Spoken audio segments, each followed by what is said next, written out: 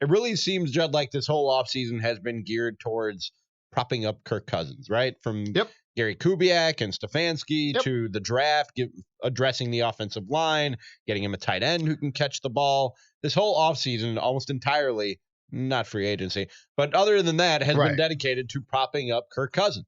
I'd say it's fair to say that the entire offseason has been based on, if we want to sort of change the verbiage and take Cousins' name out, righting the wrongs that the Vikings made last spring in making assumptions about their quarterback. See, I think Vikings fans made assumptions about their quarterback. Oh, the team did too. I don't think so. Oh, they did. They did. Let's play this. They did. This was yesterday on NFL Live. This is Adam Schefter, Louis Riddick, and Dan Orlovsky talking about Kirk Cousins and what to expect from him this year compared to past seasons of his.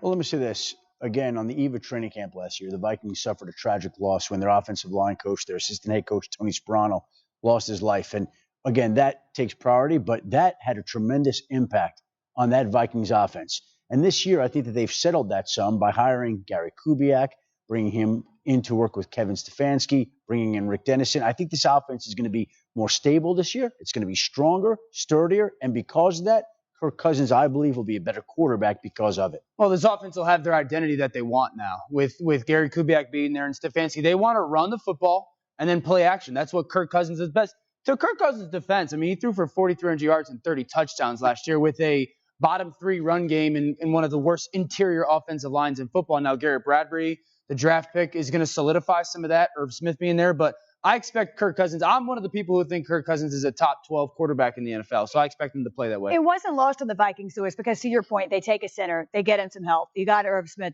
You know, they've done what they can to make year 2 a success for Kirk Cousins. Yeah, look, Kirk was never the guy who was going to transcend his surroundings and just make everyone else play above and beyond what they've ever played before historically. So I think they realized that. They realized that despite all the money that they paid to him in terms of guaranteed money, they still were going to have to build a strong football team around him. And it had to start with the offensive line. Otherwise, he could put up all the stats he wants. They didn't bring him there to put up more stats. Otherwise, he could have just stayed in Washington. They brought him there to win a Super Bowl. Simple as that. Whether people like that or not, that's why they made the move at that position in particular. They said, this is the difference, but it needs to be the difference in conjunction with the offensive line and running game. And the defense. And the defense that was the best defense in the world in 2017. Right. That's what they thought they were adding Kirk Cousins to. Right, but they made the mistake, and I've gone through this before. They made the mistake of assuming that the price they were paying Cousins was then going to reflect the quarterback that he would become, which if you had called my dog would have said no. So they made dog knew? They made yes. How did your dog know? Everybody knew. They watched every Cousins snap and assumed, well, we're signing him to this huge contract, so he's going to be a quarterback that he's not. And now they're trying to correct that. It's that simple, which they have to do. I don't blame them. But unfortunately, they put everyone, Cousins himself as well. So I'm not taking him out of the equation here. But everything that they did offensively last year set themselves up for a pretty typical, this should not shock us. And now they're trying to fix it, which is fine. They should fix it. So how much improvement do you think is fair to expect from Kirk Cousins? Colin and I talked about this yesterday, and I think that this is a tough one because I think it's fair to expect he's going to be that they are now surrounding him with a style or a scheme, first of all, that's going to fit him more. So I think that there should be an expectation of definite improvement because he's going to be put into a style of offense that he's going to be more comfortable with.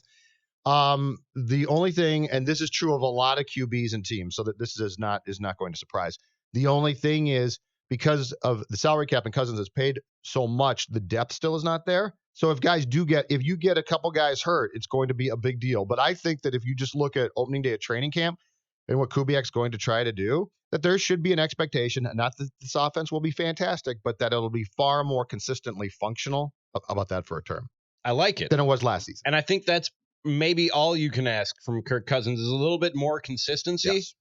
Because other than that, at this stage in his career, Kirk Cousins is what he is. Mm-hmm.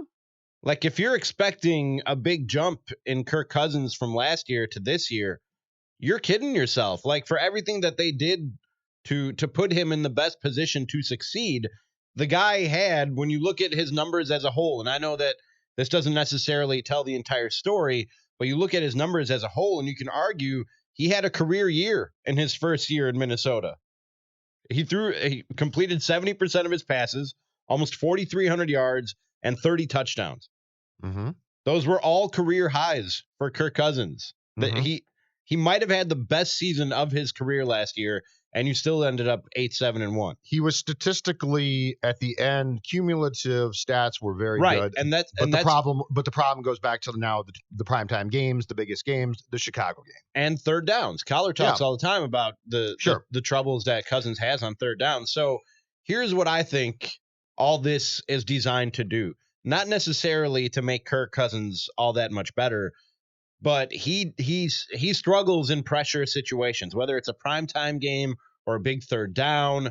We saw him miss some throws. He was one of the best red zone quarterbacks overall last year, but we saw him miss some throws in the red zone in big pressure situations last year. So threw the ball backwards a couple of times. That's a problem. You don't want to throw the ball backwards. That's not your goal as an NFL quarterback. But So I think that all this, the hiring of Kubiak and Stefanski and fixing the offensive line and all and hopefully improving the run game and the play action game, this is all designed to put Kirk Cousins in those situations where he struggles less often, because he's not going to be any better. A sad statement, but I think that's accurate. Right? I think that's very fair. Yes, and this is also designed now to have a guy run this offense in Gary Kubiak that is going to make this a very competent, not great, competent offense, and take the concern about that off the head coach's plate. And then the flip side too is the goal for this team is to thrive off of one thing: defense.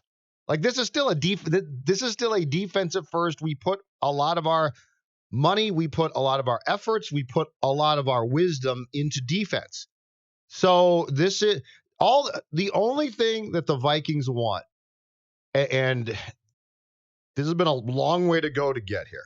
But the only thing they ever really desired, and they're at fault for goofing this up a little bit to themselves, but Ramie, is this: a slightly better Case Keenum.